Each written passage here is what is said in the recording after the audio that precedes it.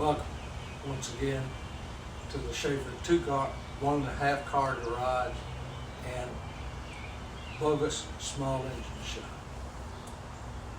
This is a video where I should be hiding my face in shame because I have been defeated, thoroughly defeated by Hank the Tank, the Cub Cadet M60. I cannot fix this thing. I'm not sure what's wrong with it. I think I know what's wrong with it, but it's above my pay grade and it's out of the realm of possibility in a bogus hobby small engine shop. I'll show you what all I've done.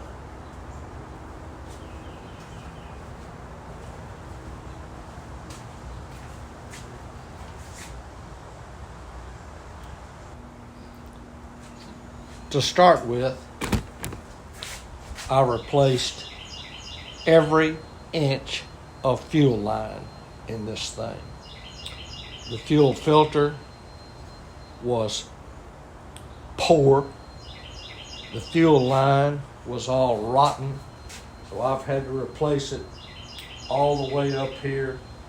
It's got a T down there that ties these two tanks in together. I replaced that, replaced the T, put a new fuel filter on it, actually put a shut-off valve on it, a brand spanking new fuel pump on it, and when I couldn't get that to work, I bought a brand new aftermarket carburetor to replace the Nicky carburetor that's on it. The Nicky seemed to flood all the time, and I had checked the Nicky out. I cleaned it out, taken it apart. I had checked out the fuel filter solenoid, carburetor solenoid on it. It was working just fine, and I just couldn't get the thing to run. It starts backfiring out of the carburetor a little bit, which it continued to do with the new carburetor. So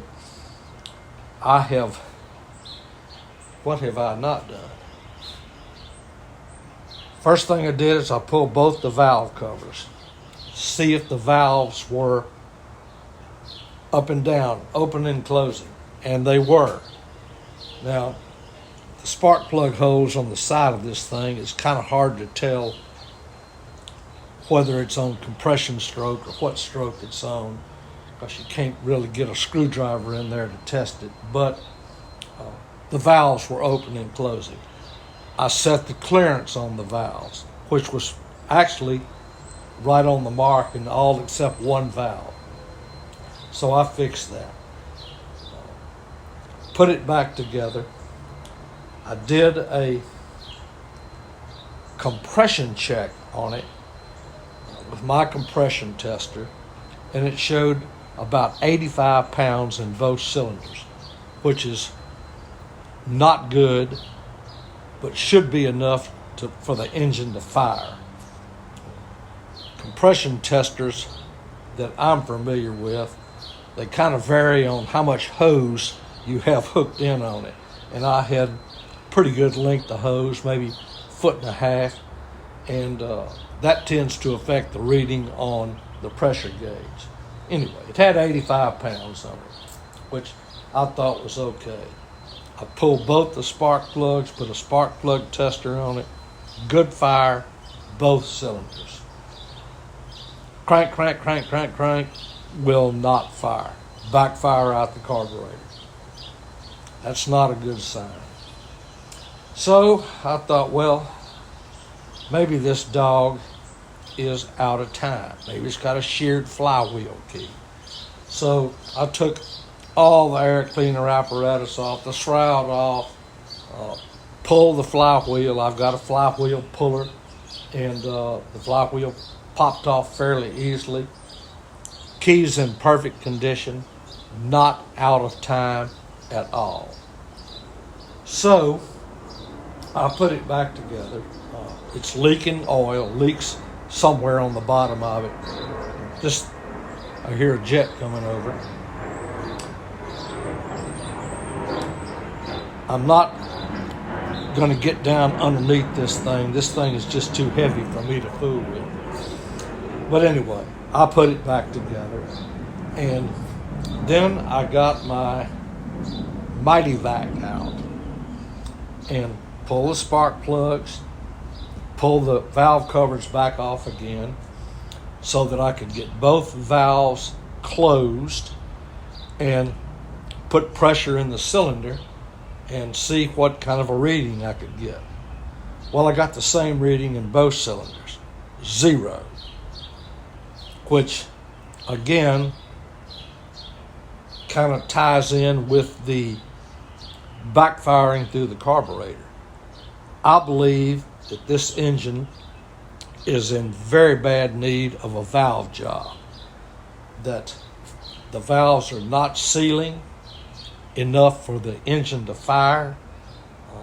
It could be a little bit out of time, but if the valves aren't sealing, that would be, the spark goes off and it backfires out the carburetor. So that's what I think the problem is. And to fool with any of that, you're going to have to pull the engine. Well, the Schaefer small engine shop and 1.5 car garage is not equipped with an A-frame nor a chain hoist, and we're not pulling any 300-pound engine.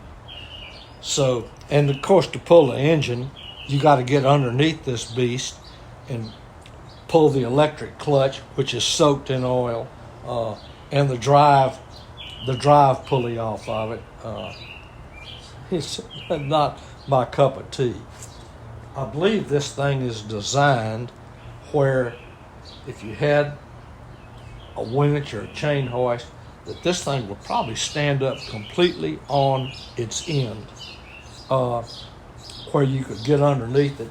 The gas caps are up here, so gas wouldn't leak out, and that would be a good way to fix it, but that's not happening here in the Schaefer small engine shop.